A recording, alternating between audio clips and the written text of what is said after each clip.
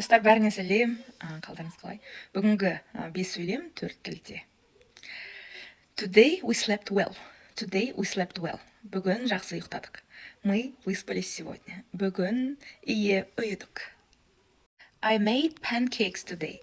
I made pancakes today. Бүгін құймақ жасадым. Я сегодня приготовила блины.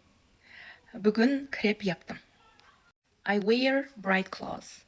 I wear bright clothes. Я одеваюсь в яркие вещи. Мен ашық түсті киімдер киемін. Ben renkli kıyafetler giyiyorum.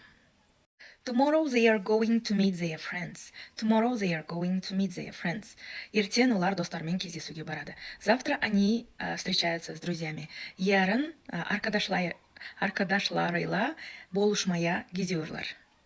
Today we are going swimming. Today we are going swimming. Бүгін біз жүзуге барамыз. Сегодня мы идем на плавание. Бүгін yüzmeye gidiyoruz.